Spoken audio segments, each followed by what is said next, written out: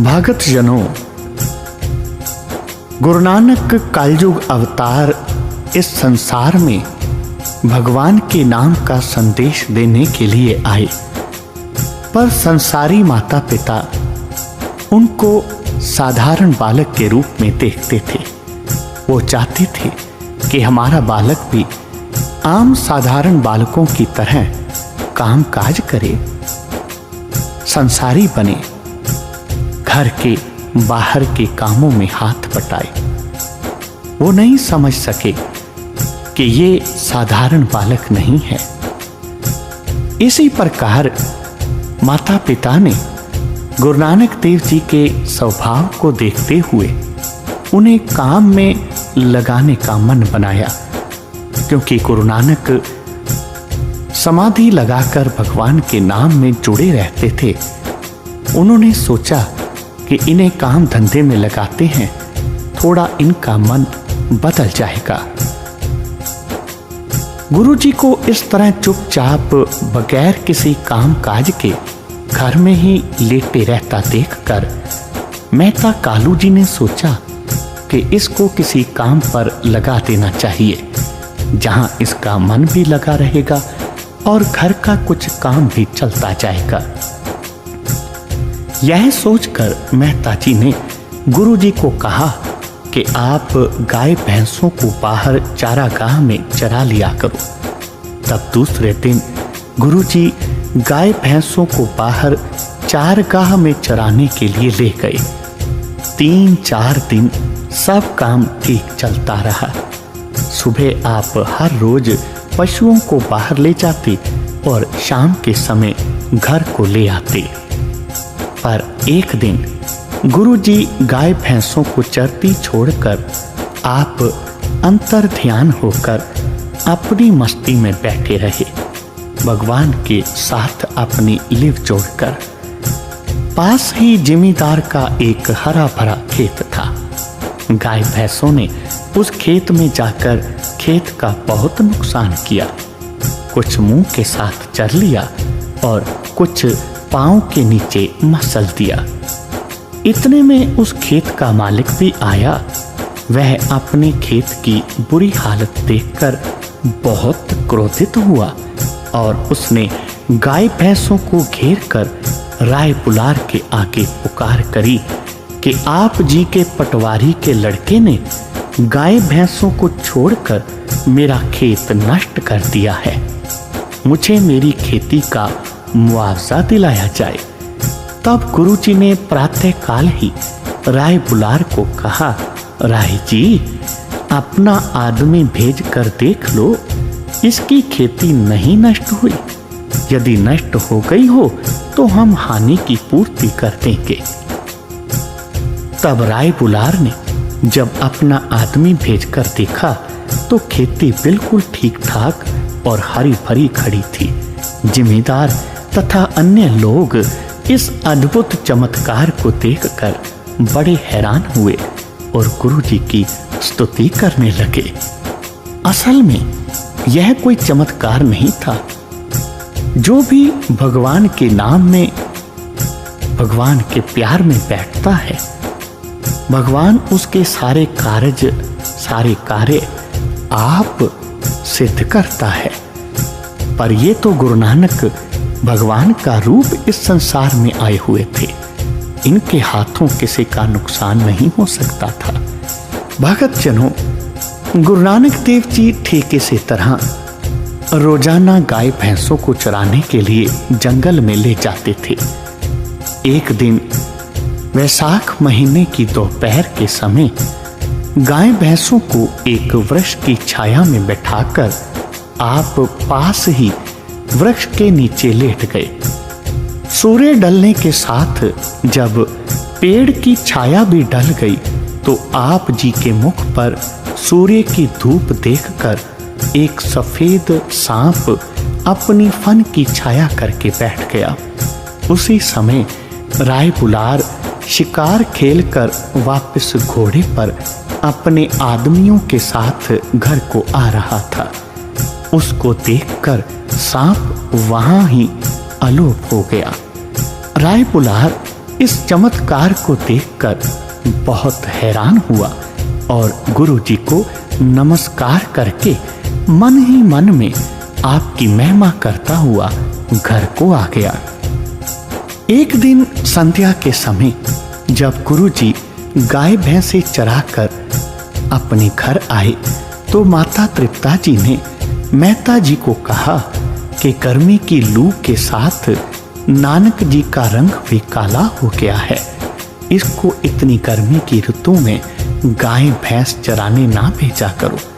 मेहता जी ने अपनी सुपत्नी से पुत्र प्यार की ऐसी बातें सुनकर गुरुजी को पशु चराने के लिए बाहर भेजना बंद कर दिया तो आप जी घर में ही आनंद मनाने लगे।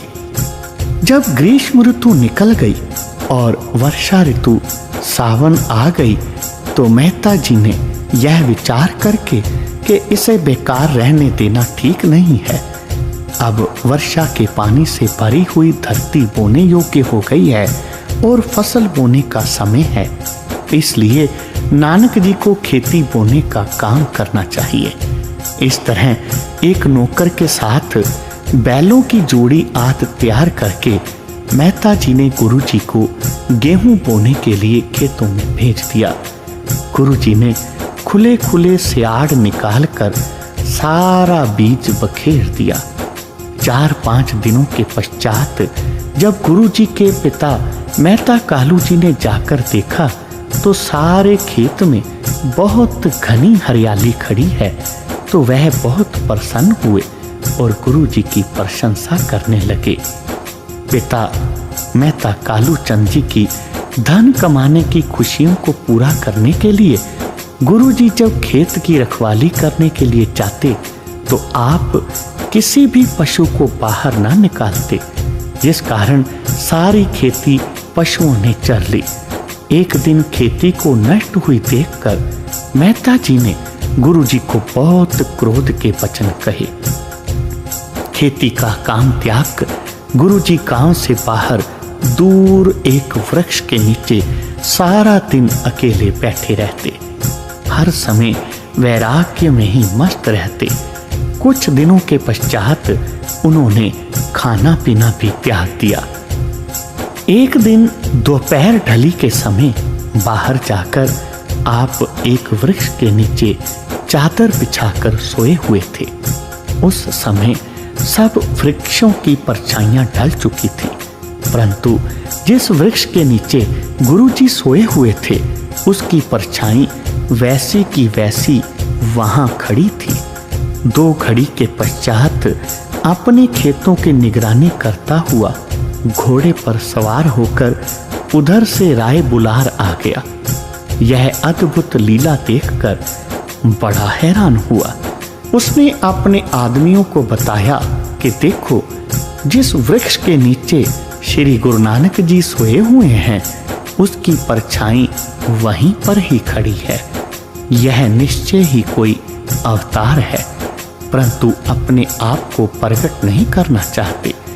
इससे पहले भी एक अद्भुत लीला देखी थी कि इन पर एक सांप ने अपनी फन से छाया की हुई थी। इस प्रकार की स्तुति करता हुआ राय बुलार गुरु नानक देव जी को नमस्कार करके घर आ गया। राय बुलार ने मेहता कालू जी को कहा कि तुम बहुत भाग्यशाली हो जिसके घर नानक जैसा पुत्र पैदा हुआ है। इसे आज से कड़वा शब्द ना बोलना। मेरी ओर से एक सुंदर पोशाक ले जाओ और गुरु नानक जी को पहनाओ। आगे से भी मैं उनकी हर प्रकार की जरूरत अनुसार सेवा करने के लिए तैयार हूँ। मेहता जी ने कहा, राय जी, आप जी का दिया हुआ सब कुछ है, बस मुझे यही चिंता खाई जाती है कि इसको जिस काम पर भी लगाया जाता है उसको इसने संवारा नहीं बल्कि बिगाड़ा ही है। अब भी देखो, मस्तानों की तरह गांव से बाहर जाकर सारा दिन बैठा रहता है। आप इसकी बहुत प्रशंसा करते हो, परंतु मुझे तो इसमें कुछ भी नजर नहीं आता। राय बुलार ने कहा, मेहता कालू चंद, तेरी बुद्धि माया के फेर में फंसी हुई है, इनके दैवी गुणों को नहीं जान सकती। तुम चिंता न करो, तुझे जल्दी ही सब कुछ पता चल जाएगा। इस प्रकार वर्षा ऋतु के पश्चात जब शीत ऋतु आ गई तो गुरुजी एकाग्रचित्त होकर घर में एकांत में ही लेटे रहते। एक दिन माताजी ने कहा, पुत्र, इस तरह चुपचाप बीमारों की तरह क्यों लेटे रहते हो? अपने घर का कोई काम काज दिल लगाकर किया करो। अगर खेती का काम अच्छा नहीं लगता तो कोई व्यापार का काम कर लो। काम करोगे तो मन लगा रहेगा, घर में धन आएगा। कोई भला क्षत्रिय आपको देखकर अपनी लड़की का रिश्ता दे देगा, आप परिवार वाले हो जाओगे। देख पुत्र, तेरा रंग पीला हो गया है, शरीर शिथिल और कमजोर हो गया है। अगर तुझे कोई रोग है तो बता, मैं वैद्य को बुलाकर तेरा इलाज करा दूं। माता जी की इन बातों का गुरुजी ने कोई उत्तर ना दिया।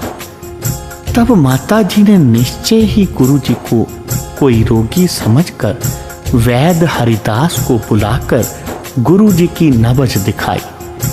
जब वैद्य को रोग का कोई पता न लगा तो गुरुजी ने यह श्लोक उच्चारण किया, वैद्य बुलाया वैद्य की, पकड़ टंडोले बांह, भोला वैद्य न जाने, करक कलेजे माहे। कि वैद्य बड़ा भोला है, मेरी कलाई को पकड़कर मेरे रोग को ढूंढने की कोशिश करता है। उसे नहीं पता कि मेरा रोग, मेरी दर्द इस हृदय में है कि मैं अपने प्रभु से बिछड़कर इस संसार में आया हूँ। उसको याद करना, उसके विछोड़े में, उसके प्यार में अपने आप को, अपने जीवन को बिताना, यही तो मेरा रोग है, मेरा इलाज है उस प्रभु परमात्मा का मिलाप। ये भोला वैद्य कैसे जाने? वैद्य हरिदास आप जी के यह विचार सुनकर हैरान हो गया और हाथ जोड़कर कहने लगा, महाराज, आप जी के वचन सुनकर मेरा अज्ञान दूर हो गया है। आप कृपा करके मेरे मन का रोग, मेरा अहंकार भी दूर कर दो। वैद्य की विनय सुनकर गुरुजी ने कहा, सत्संग किया करो, भगवान को याद किया करो।